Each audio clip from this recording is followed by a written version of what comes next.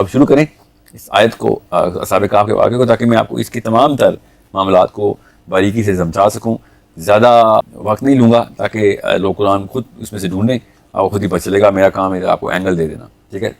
سو آپ ایک آیت کر کے چلیں، میں آپ کو بتاؤں گا اس میں سے کیا کیا نشانی اور چابیاں کہاں کہاں پڑی ہوئی ہیں اور کون کون سی چابیوں کو کیسے دیکھنا اور استعمال کرنا ہے.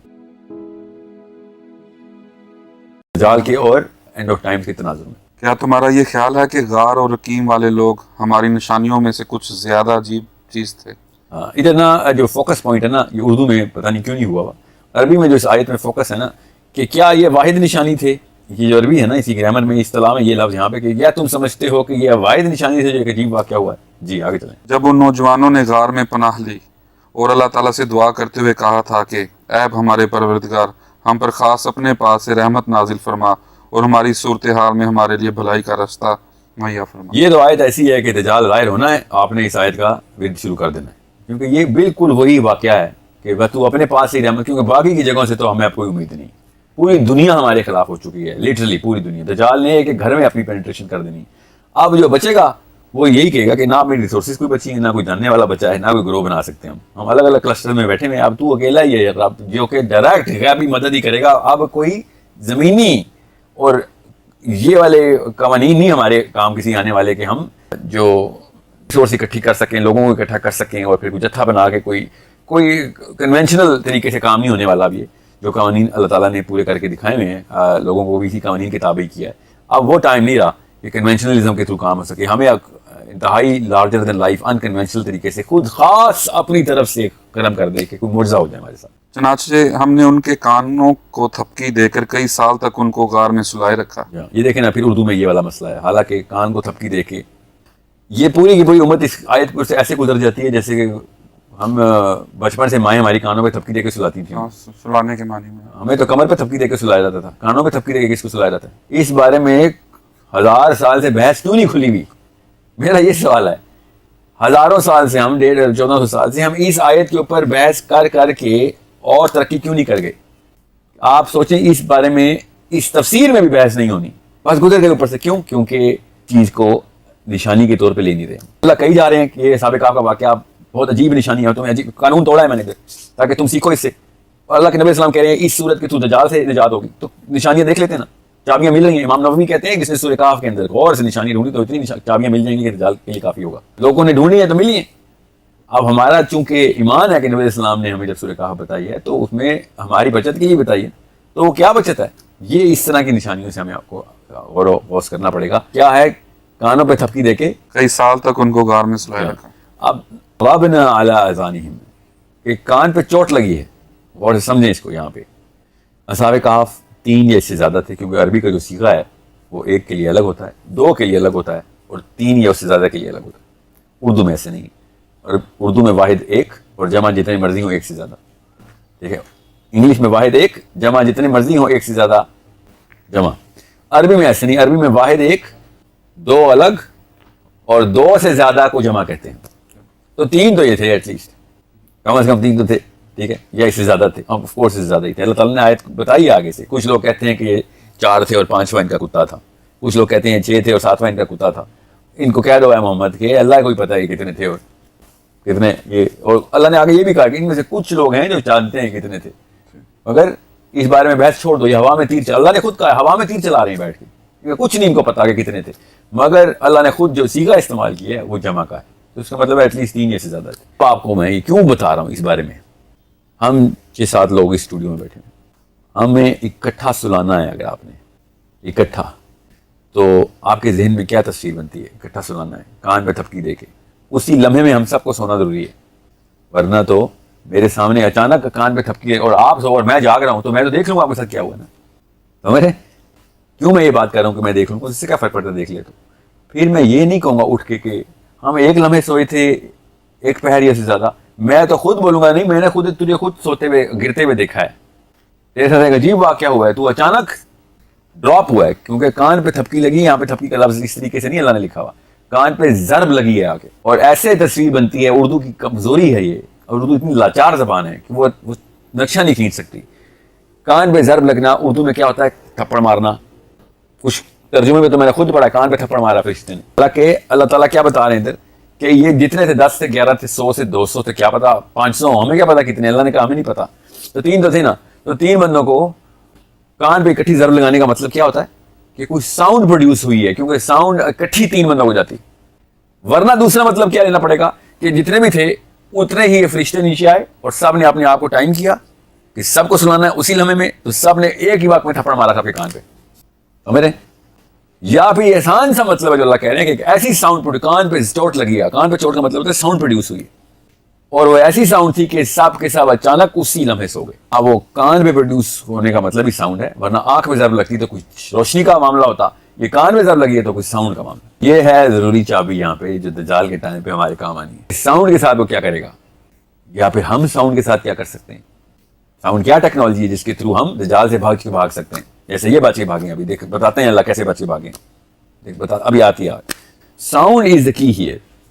ضربنا علی اذانہم, sound produced at such a certain frequency کہ جو ان سب کو ایک یک مشت کسی ایک خاص نیند کے اندر داخل کر دیتی ہے. ہم نے ان کو جگایا تاکہ یہ دیکھیں کہ ان کے 2 گروہوں میں سے کون سا گروہ اپنے سوئے رہنے کی مدت کا زیادہ صحیح شمار کرتا ہے.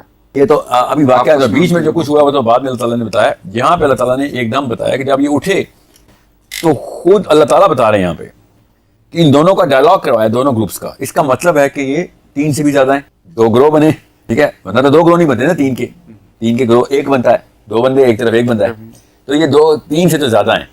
تو ایک گروہ نے دوسرے گروہ سے بات کی. اللہ تعالیٰ ہمیں اس لیے بتا رہے ہیں کہ ہمیں پتہ چل سکے کہ کس طریقے سے ہم نے دیکھنا ہے اس واقعے کو, کیونکہ وہ نہیں پہچان سکے, دونوں گروہ کو نہیں سمجھ آئی کیا ہوا ہے. ہمیں اللہ تعالیٰ بتا رہے ہیں کیا ہوا, مگر یہ واقعے کے اندر ڈائلاگ, آپس کا ڈائلاگ ہمارے لیے اللہ تعالیٰ نے بتایا ہے. پڑھیں ابھی پتہ چلتا ہے آپ کو. پھر ہم نے ان کو جگایا تاکہ یہ دیکھیں کہ ان کے 2 گروہوں میں سے کون سا گروہ اپنے سوئے رہنے کی مدت کا زیادہ صحیح شمار کرتا ہے. جی اب یہ اس میں سے بات سمجھنے والی ایک اور ہے کہ جب آپ کسی ایسے واقعے سے گزریں گے, کسی ایسی ڈائمینشن کی ٹرانزیشن سے گزریں گے, تو آپ کے اوپر کیا فیلنگ ہوگی یہ بتایا اللہ تعالیٰ نے کہ آپ کو یہ فیلنگ آئے گی نہیں کہ وقت گزرا ہے, حالانکہ وقت کتنا سینکڑوں سال گزر چکے ہوں گے, آپ کو کوئی احساس ہی نہیں ہوگا. سمجھ رہے ہیں؟ سو چاہے وہ دجال کر رہا ہو اس مرضی طریقے سے اور کیا پتا اسی ٹیکنالوجی کے تھرو اس نے یہی والے راستے کھولنے ہوں, یا پھر ہم ویسے کسی طریقے سے کوئی ایسی علم کے تھرو ہم اتنی ترقی کر لیں کہ ہم بھی اس طرح کے واقعات کر سکیں لوگوں کے ساتھ کہ ایک بندے کو 100 سال کے لیے سلا دیں وہ اٹھے. تو سائنس ابھی تک ایسا واقعہ, ایسی علم کو نہیں جانتی, نہ ہی ایسی نفسیات تک پہنچی ہے, بنا سکی ہے کہ ایک انسان کو 500 سال کے لیے ہم یا 300 سال کے لیے ہم کسی ایسے پروسیس سے گزاریں اور اس کے بعد وہ واپس اٹھے تو اس کے ساتھ وہ والی نفسیات اس کی بنی ہوں جو کہ اصحاب کہف کی بنی. اصولوں کے خلاف ہے یہ جملے جو اصحاب کہف کے گروہ نے آپس میں ایک دوسرے کو بیان کرنے ہیں. وہ اصول جو اس وقت کرنٹ علوم کے تھرو ہم سمجھ سکتے ہیں کہ اگر ایسے واقعہ ہو جائے تو ہم کیا بات کریں گے, وہ والی بات نہیں کریں گے جو یہ تو گروہ بات کریں گے. یہ اللہ تعالیٰ ہمیں یہاں پہ بتا رہے ہیں وہ کیا بات کی انہوں نے. ہم تمہارے سامنے ان کا واقعہ ٹھیک ٹھیک بیان کرتے ہیں. یہ کچھ نوجوان تھے جو اپنے پروردگار پر ایمان لائے تھے اور ہم نے ان کو ہدایت میں خوب ترقی دی تھی. یہ تو یہودیوں کو سوال کے جواب میں بتایا جا رہا ہے کہ اب ہم تمہیں بتاتے ہیں, تم نے جو کہانیاں سنی ہیں نا جس میں تو کچھ سچ ہے تو کچھ جھوٹ ہے, اب ہم بتائیں گے تمہیں اصل میں کہ ان کے ساتھ ہوا کیا تھا. یہ ہے اس آیت کی ٹون کہ تم نہیں ہمیں بتاؤ گے اصحاب کہف کون تھے, اے محمد یہ لے کے آئے تھے نا سوال ہو, تو اللہ تعالیٰ کہہ رہے ہیں تم اصحاب کہف کو کیا بتاؤ گے, ہم تمہیں بتائیں گے اصحاب کہف کے ساتھ کیا ہوا ہے. اور ہم نے ان کے دل خوب مضبوط کر دیے تھے. اس میں ایک چیز میں نقطہ پھر دوبارہ سے اس پہ اصرار کروں گا کہ ایک ممتحن آپ کے پاس آئے کہ آپ کی کوالیفیکیشن چیک کرنی ہے میں نے, اور آپ کو پیپر دے اور آپ اس کو بتائیں نا کہ کوشچن پیپر آپ نے انکمپلیٹ دیا ہے, کوشچن ایسے پوچھنا ہی غلط ہے, میں کوشچن تو پہلے درست کر دوں آپ کا, تب آپ کو پتہ چلے گا ممتحن زیادہ علم رکھتا ہے یا جو طالب علم ہے جس کو آپ نے چیک کرنا ہے. یہاں پہ اللہ کے نبی علیہ السلام بتا رہے ہیں کہ آپ جو سمجھ رہے ہیں نا کہ آپ بہت بڑا علم لے کے آئے ہیں اور آپ کی کتابیں اور تورات اور آپ نے تالمود رکھی ہوئی اپنے ساتھ اور آ گئے ہیں کہ ہم چیک کریں گے نبی کون ہوتا ہے تو کون نہیں. نبی علیہ السلام ان کو کہہ رہے ہیں کہ آپ ہمیں مت بتائیں, مجھے نہ بتائیں کہ اصحاب کہف کیا تھے, ہم تمہیں بتائیں گے کہ اصحاب کہف کیا تھے. تم نے جتنے بھی قصے کہانیاں سنی نا وہ نبیوں سے نہیں آئے ہوئے, نبی نے جو اوریجنل سنائی تھی نا جس قوم کو, تمہارے پردادوں کو اور ان کے بھی پردادوں کو, وہ کوئی اور کہانی تھی, تم تک ادھر ادھر سے ایک کھچڑی بناتی ہوئی ہے, میں تمہیں درست کر کے بتاتا ہوں, تم نہ ہمیں بتاؤ نبی کیا ہوتا ہے, ہم آئندہ کے لیے بھی تمہیں بتائیں گے نبی کیسے, کیونکہ بنی اسرائیل نے قیامت تک اپنے مسیح کو ڈھونڈتے رہنا انہیں سوال. یہ اس وقت کا ذکر ہے جب وہ اٹھے اور انہوں نے کہا کہ ہمارا پروردگار وہ ہے جو تمام آسمان اور زمین کا مالک ہے, ہم اس کے سوا کسی کو معبود بنا کر ہرگز نہیں جو کہ دجال کا اوریجنل کلیم ہونا ہے نا. اگر ہم ایسا کریں گے تو ہم یقیناً انتہائی لغو بات کہیں گے. جی. یہ ہماری قوم کے لوگ ہیں جنہوں نے اس پروردگار کو چھوڑ کر دوسرے معبود بنا رکھے ہیں. اگر ان کا عقیدہ صحیح ہے تو وہ اپنے معبودوں کے ثبوت میں کوئی واضح دلیل کیوں نہیں پیش کرتے؟ جی ہاں بالکل. بھلا اس شخص سے زیادہ کون ظالم ہوگا ہو سکتا جو اللہ پر جھوٹ باندھے؟ اور ساتھیو، جب تم ان لوگوں سے بھی علیحدگی اختیار کر لی ہے اور ان سے بھی جن کی یہ اللہ کو چھوڑ کر عبادت کرتے ہیں، تو چلو اب تم اس غار میں پناہ لے لو. تمہارا پروردگار تمہارے لیے اپنا دامن رحمت پھیلا دے گا اور تمہارے کام میں آسانی کے اسباب مہیا فرمائے گا.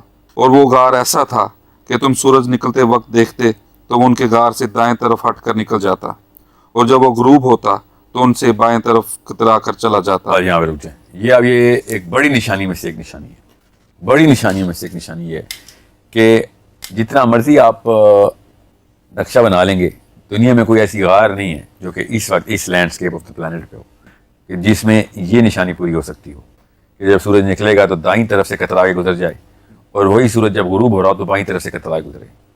یہ اس اسپیس کے اندر، جس اسپیس میں ہم رہتے ہیں، یہ میتھمیٹکلی پاسبل نہیں ہے. میں نے آپ سے کہا نا 1000 سال کی محنت چاہیے تھی، ہمارے علم کی اتنی پختگی چاہیے تھی، ہمیں اس آیت کے اوپر بحث کی اتنی پختگی چاہیے تھی کہ ہمارا علم اس لیول تک آ چکا تھا، مگر ہم نے قرآن سیریس نہیں لیا.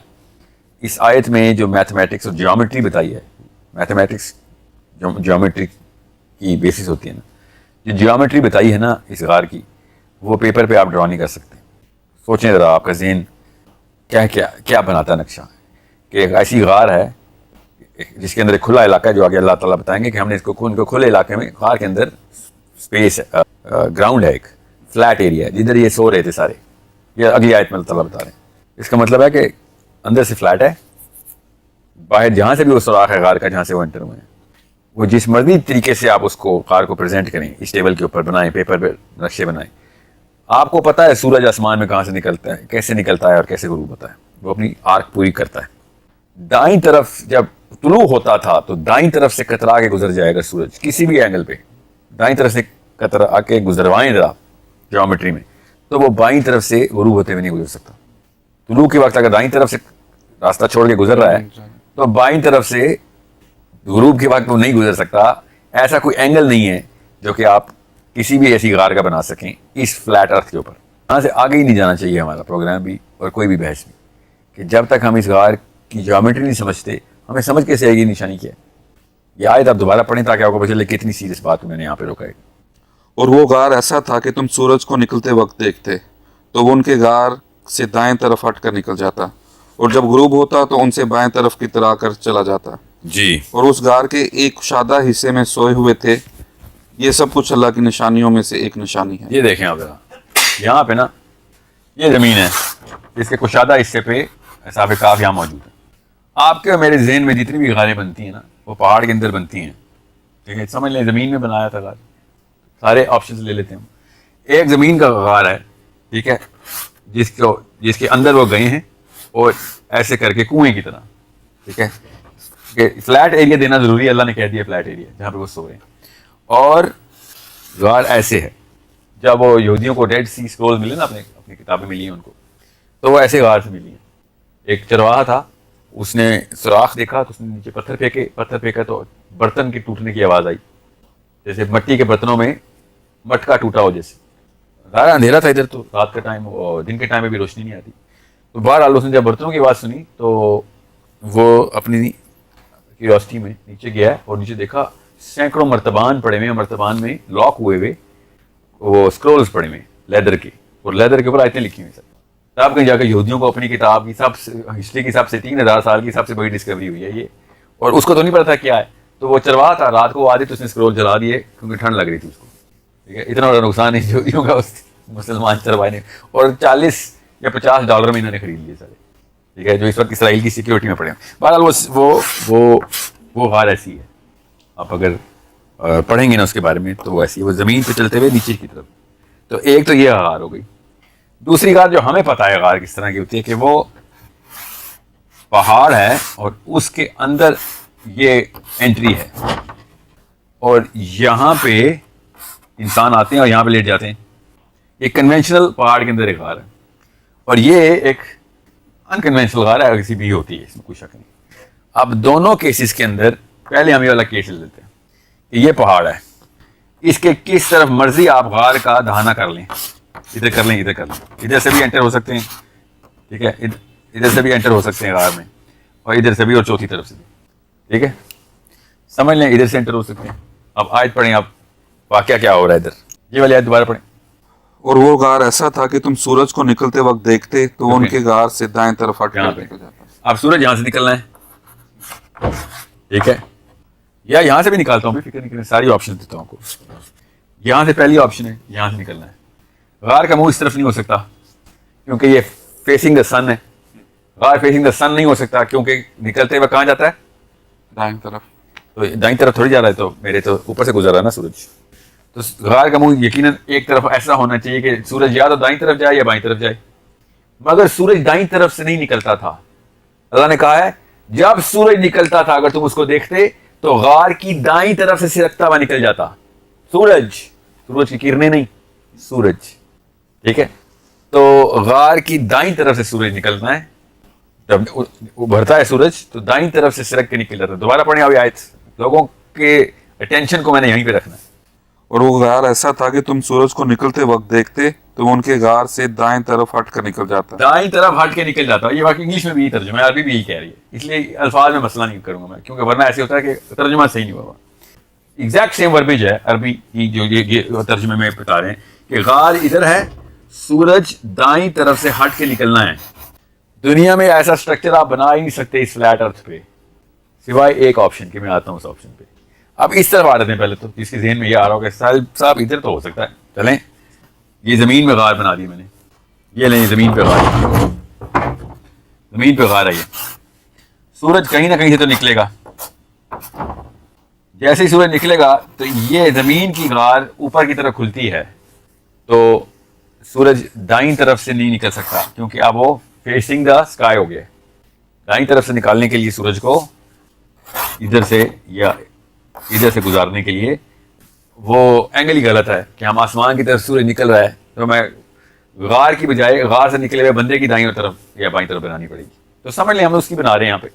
تو سورج جیسے ہی نکلے گا تو کہیں سے بھی وہ سرکتا ہوا نہیں جائے گا، وہ غار کے اوپر سے ہی گزرے گا۔ زمین اتنی چھوٹی سی ہے، یہ دیکھیں زمین ادھر ہے، یہاں پہ بناتا ہوں، سورج اتنا بڑا ادھر ہے، ٹھیک ہے، زمین اسے گرد ایسے گھوم رہی ہے۔ زمین کا کوئی بھی ایسا علاقہ نہیں ہوتا جو ہمارے اسپیشلی وہ والا علاقہ جو ہم نے خود ہی بنا دیا کہ اصحاب کہف ادھر تھے۔ آپ کو پتا نا اس وقت دنیا میں ایک خاص جگہ نامینیٹ کی ہوئی ہے انسانوں نے کہ یہ تھا اصحاب کہف کا غار، جس کا کہیں سے بھی دائیں اور بایاں سورج سے گزرتا۔ سو اس پورے علاقے میں اس سورج اپنے آپ کو فرنٹ پہ رکھتا ہے، دائیں یا بائیں طرف نہیں رکھتا۔ زمین کے کرویچر کے اوپر دایاں اور بایاں سورج نہیں کرتا، کیونکہ سمجھ لیں پاکستان میں جب سورج کو دیکھتے ہیں تو کیسے دیکھتے ہیں، جب سورج طلوع ہو رہا تھا تو ہم سورج کو جدھر سے بھی کھڑے ہو کے دیکھیں گے تو سورج میرے سر کے اوپر آئے گا اور سر کے اوپر سے ایسے گزر جائے گا، ٹھیک ہے۔ اس کا مطلب ہے کہ اگر میں یہ نہیں کہہ رہا ہوں کہ کہاں پہ تھے، میں ابھی بتاتا ہوں کہ پاسبلٹی اس غار کے تھرو کہاں پہ بنتی ہے کہ جب تک میں ادھر اس پول کے اوپر یا ساؤتھ پول کے اوپر اس جگہ غار نہ بناؤں، اگر میں پھر بتا رہا ہوں، میں نہیں کہہ رہا ہوں وہ ساؤتھ پول پہ تھے یا وہ نارتھ پول پہ تھے، اگر ان پولر ریجن کے علاوہ کہیں پہ بھی یہ غار بنائی جائے تو سورج دایاں اور بایاں نہیں کر سکتا آپ کے ساتھ، اسپیشلی دائیں سے سرک کے سائڈ سے نہیں نکل سکتا، اور اگر سمجھ لے نکل بھی سکتا ہے تو ایک ہی ٹائم پہ وہ طلوع ہوتے ہوئے دائیں کرے اور غروب ہوتے ہوئے بائیں نہیں کر سکتا۔ پھر سمجھ لیں کسی بھی ایک ایسی چیز کو زمین پہ کھڑا کریں، کسی بھی، میں بھی کھڑا رہتا ہوں اور سورج سمجھ لیں میرے ادھر سے نکلتا ہے تو دائیں طرف سے سرک نہیں کر سکتا، وہ میرے سر کے اوپر سے گزرے گا۔ اب میں فرنٹ فیس کروں گا تو میرے سر پہ گزرے گا، یہاں سے میں دائیں طرف سے طلوع تو کرا دوں گا اپنی، مگر وہ سرک کے گزر نہیں رہا، وہ سیدھا میرے سر کے اوپر ہی آئے گا، میں جتنا مرضی گھوم پھر لوں، سمجھ لیں کسی ایک اینگل پہ میں سورج کو دائیں طرف سے نکلوا بھی دوں تو غروب ہوتے وہ بائیں طرف سے نہیں سرک نکل سکتا میرے، ٹھیک ہے۔ اس کا مطلب کیا ہے، سرک کے نکل جاتا تھا کہ سورج کی، میں بھائی ایک چیز مس کر رہا ہوں جس کی وجہ سے کیا پتا کوئی کنفیوز ہو رہا ہو، دائیں طرف سے سرک کے نکل جاتا تھا اور غروب ہوتے ہوئے بائیں طرف سے سرک کے نکل جاتا تھا، کا مطلب یہ ہے کہ سورج کی کرنیں ڈائریکٹلی غار میں نہیں پڑتی تھی، طلوع کے وقت بھی نہیں پڑتی تھی اور غروب کے وقت بھی نہیں پڑتی تھی، دونوں طرف سے سائڈ سے نکل جاتی تھی، سمجھ رہے؟ اس کا مطلب صرف ایک بن سکتا ہے, دو بن سکتے ہیں کہ یہ تو پول کے اوپر تھا, کیونکہ میں رہا ہوں نارتھ پول میں نا, اس لیے مجھے پتا ہے کہ سورج اوپر چڑھتا ہی نہیں ہے. پولر ریجن میں سورج اپنے ہورائزن پہ موو کرتا ہے, یہاں سے طلوع ہوتا ہے اور میرے سامنے یہاں پہ جاتا ہے اور وہیں پہ غروب ہو جاتا ہے. کوئی آسمان کا ایک چھوٹا سا علاقہ ہے جہاں سے سورج نکلے گا اور وہاں پہ ایسے غروب ہو جائے گا. 4 یا 6 گھنٹے کے لیے سورج نکلتا ہے, تو بس اپنے ہورائزن کے اوپر ہی موو کرتا رہتا ہے سورج. تو سمجھ آتی ہے کہ میرے دائیں طرف ہے سورج, کیونکہ میرے سر پہ آئے گا ہی نہیں سورج. الاسکا میں سورج سر پہ نہیں آتا.